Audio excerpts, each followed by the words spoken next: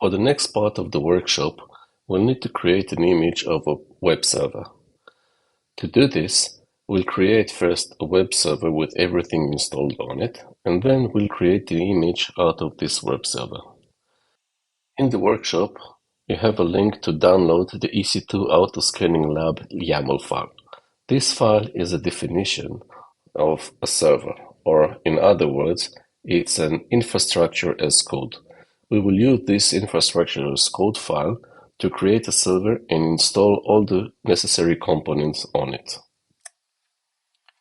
So to do so, we'll either click CloudFormation, and if you don't have it, you can search for it over here and select it. We'll create a new stack.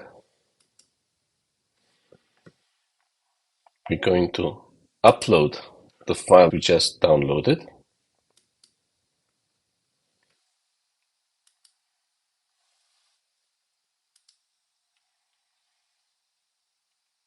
And we'll click Next. We'll give the stack a name.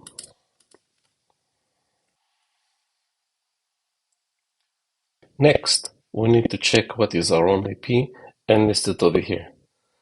To do so, open Google and write "What is my IP?"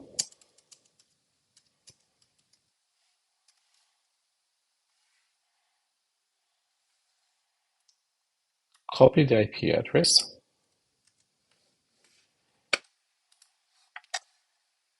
and add it over here.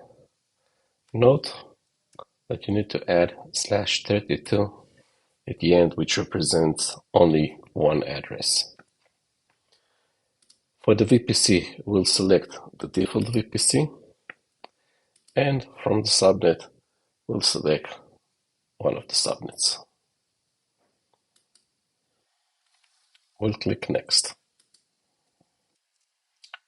We are not going to add any tags, and we can continue to create the stack. As we don't need to add anything else, we can preview all the configurations that we had and create a stack.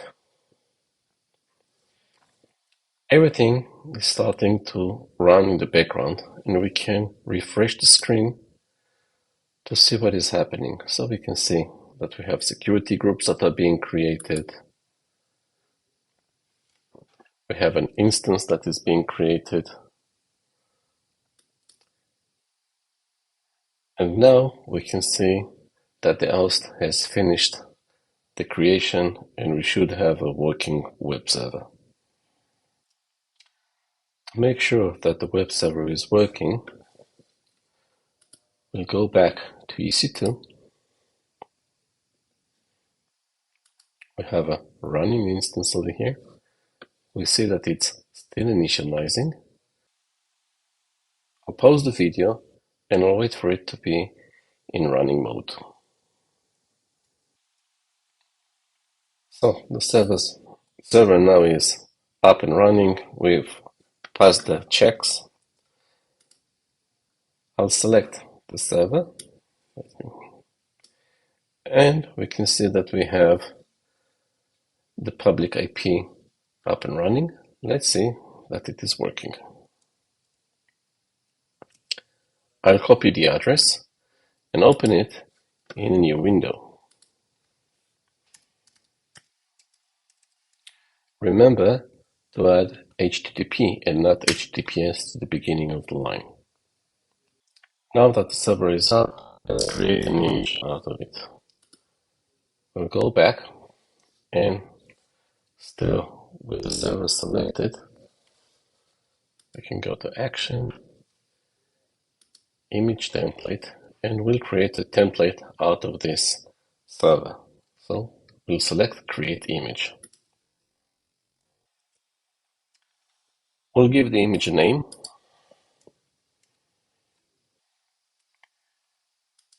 And a description.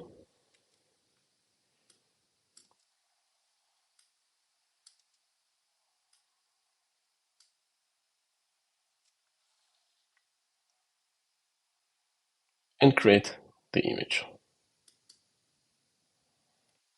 It may take a few minutes for the image to be created, so meanwhile, we'll create a security group for the auto-scaling. We'll go to security groups and we'll create a new security group. We'll give the security group a name and a description, and the default VPC is already selected over here. Note that there are no inbound rules, and the outbound rule is allowed everywhere. We will create inbound rules later in this lab. For now, we just create the security group, and we'll create by clicking this button.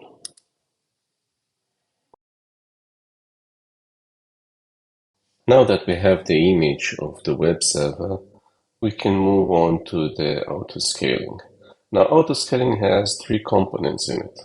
First component is what are we going to scale? So we're going to scale the web server, which is in an image. Next, we'll need to decide where we're going to scale it, and this is going to be defined in a scaling group. And finally, we're going to define how are we going to scale, what is the criteria for scaling, and this will be done in the scaling policy. So let's start with the launch template. For this, we need to go to EC2, select launch template. This is the first time that I'm doing this, so I'll create a new launch template. I'll give it a name. It's going to be for scaling, so I need to tick this box. We already created an image, so I'm going to use my image.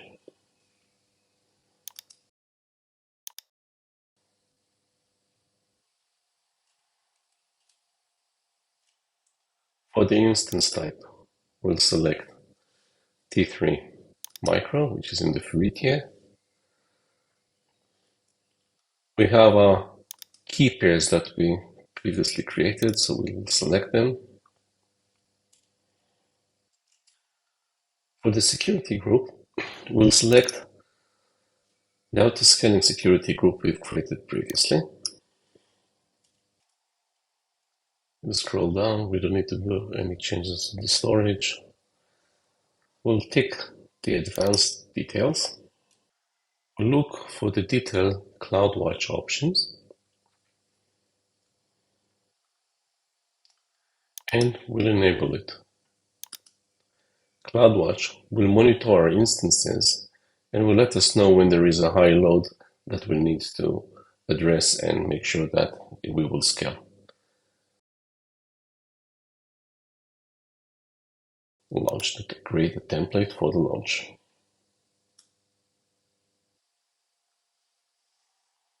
Review it, and my template is ready.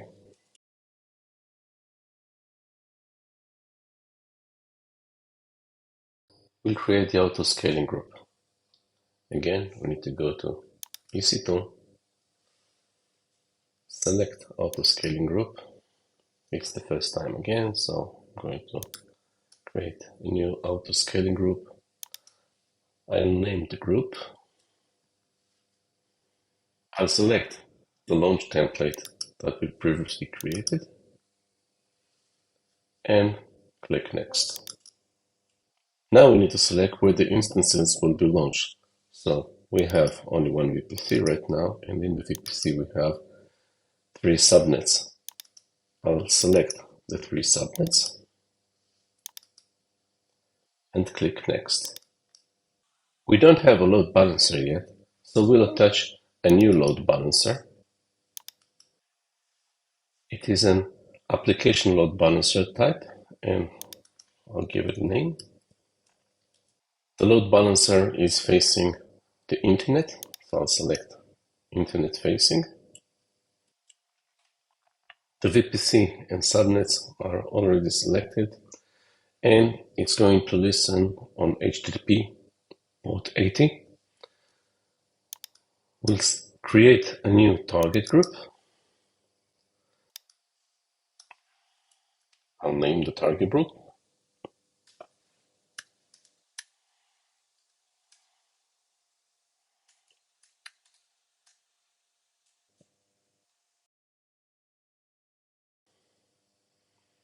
We're not going to change anything with the health check, and we'll just click next. Now we'll configure the group size. So the desired capacity is going to be 1 instance. The minimum capacity is going to be 1 instance, and maximum capacity, let's set it to 5.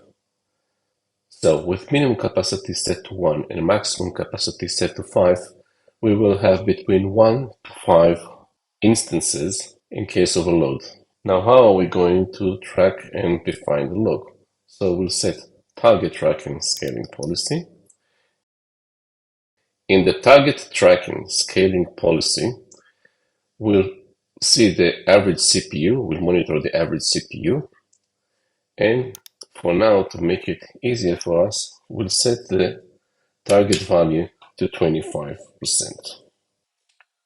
We'll scroll down and click Next.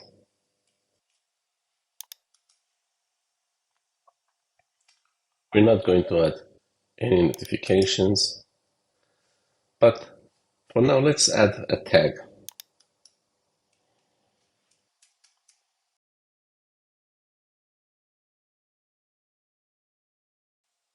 We'll click Next. We can review all the settings, and once we are satisfied, we'll create the auto-scaling group. The auto-scaling group is now created, and we can see that it is updating capacity. We can review and check that everything is fine by going into instances, and we will see that we now have a new instance with my auto-scaling group, which is now starting and it's initializing. And if we go to the load balancer, we will find our new load balancer, which is also in provisioning mode. So it is created, but it needs a little bit more time to provision. We can check when it's finished by pressing the refresh button. Now we can see it is active. Let's go and see what happens with the EC2.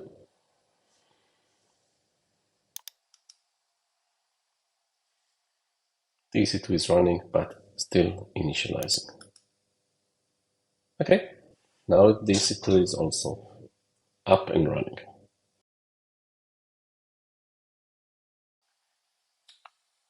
We'll now create the load balancer security group. We'll go back to EC2, security groups. We already have a few security groups that we added before. Notice the auto-scaling security group. We'll use it shortly. We'll create a new security group for the load balancer, provide a name and a description. As you can see, there is only one VPC, so it is auto-selected. Now we don't have any inbound rules, so we'll create an inbound rule for HTTP. We'll add HTTP, and the source will be our own IP address.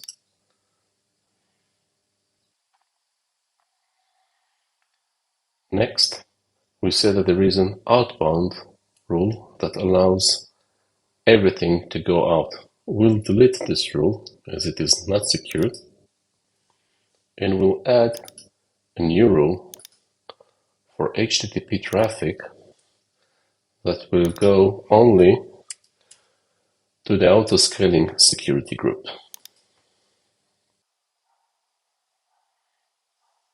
We'll create the security group. Now if we look at the security group, we will see that we have our load balancer security group, and we need to attach it to the load balancer. We'll select the load balancer, select the load balancer that we've created, and on the security tab, We'll select it and add it to the security groups. Currently, we have a security group for auto-scaling which is attached. We need to remove it and make sure that the new security group that we've created for the load balancer is selected. We'll save the changes, and we can now see in the security groups that we have the correct group. Now that we've got this done, we'll change the security group for the auto-scaling. We'll go back to the security group, and as you recall, in the load balancer, we configured the outbound rule to send HTTP traffic only to the auto-scaling. Now we need to make the reverse configuration, meaning we need to go to the auto-scaling security group and configure it to receive HTTP traffic only from the load balancer security group.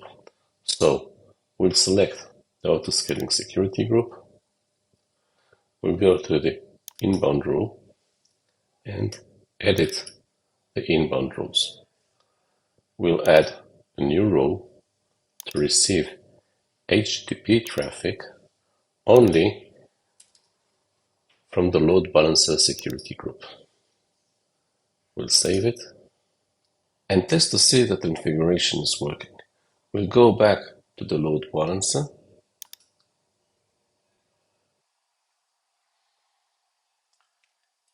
we can find the DNS name of the load balancer. We'll copy the DNS name and open a new browser window.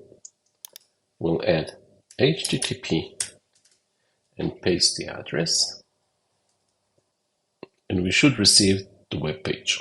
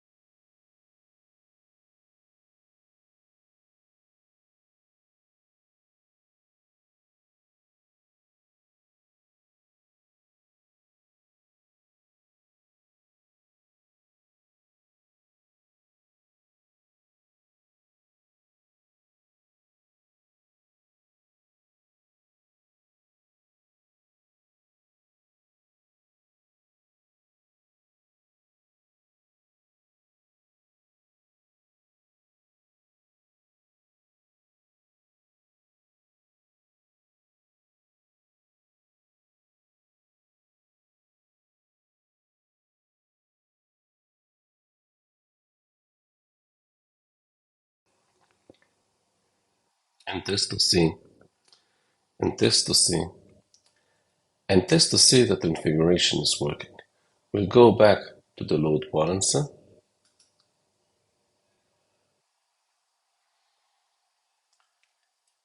And in the load balancer, we can find the DNS name of the load balancer. We'll copy this DNS name. We'll copy the DNS name.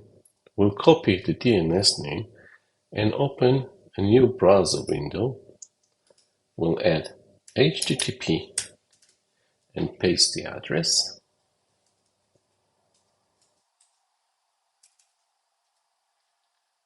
And we should receive the web page.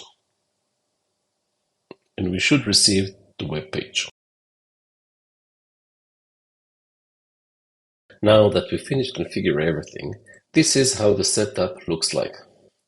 We have an application load balancer connected to the internet, and we have an auto-scaling group spread across the availability zones. We also have one EC2 configured in this auto-scaling group. Once the CPU load will increase above 25%, the auto-scaling group will trigger and additional EC2 instances will come alive. The setup then will look like this. We will have additional EC2s, one in each availability zone, and when traffic will come from the internet, it will be distributed to those instances according to the load. Now it's the time to test the setup and to see how everything is working. But before we start, I want to explain my screen setup. On the left side, I have the console window open, and we can see the load balancer right now. We can also see the DNS name of the load balancer. I have additional two browser windows open over here, pointing to the same address of the load balancer. As you can see, both of them have the same instance ID. Over here, I have the EC2 instance window, and we can see that we have the one instance from the auto-scaling group, and this is the instance ID. Again, we can see it's the same instance ID. Before we start with the testing, let's have a look on some additional settings. I'll go back to the scaling group, have a look on the scaling group itself, and in automatic scaling, I can see what will trigger the scaling group if I have an average CPU above 25%. Another thing that we need to mention is that the auto-scaling group will trigger not immediately, but it will take about 2 minutes. Over here, we can see the instance management.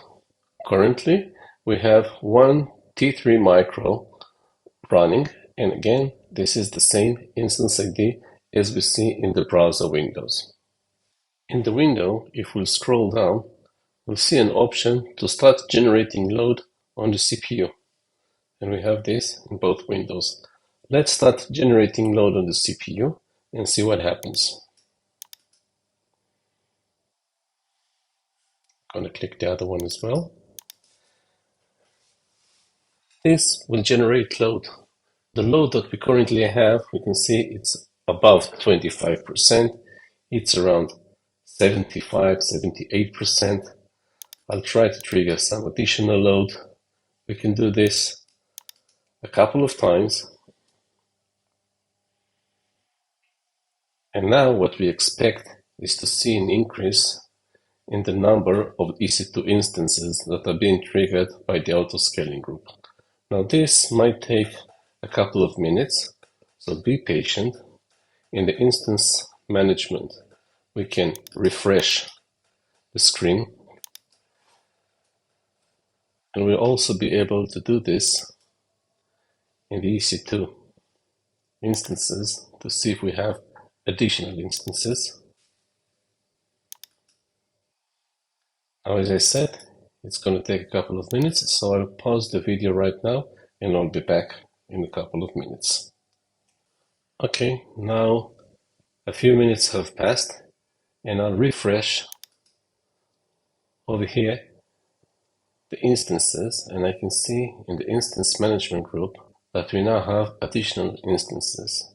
If I go to the EC2 instances, I see that I have additional instances. They are still initializing, so let's give them a couple of minutes until they will be in running state. Now all of the instances are up and running and I've passed the check.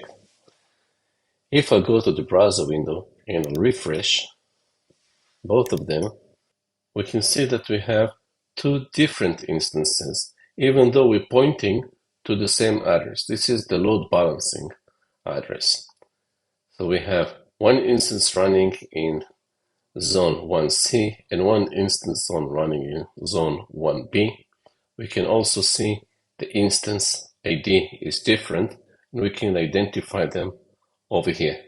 So we have increased the load, additional EC2 instances were triggered, and the load now is being distributed across the availability zones to all the instances.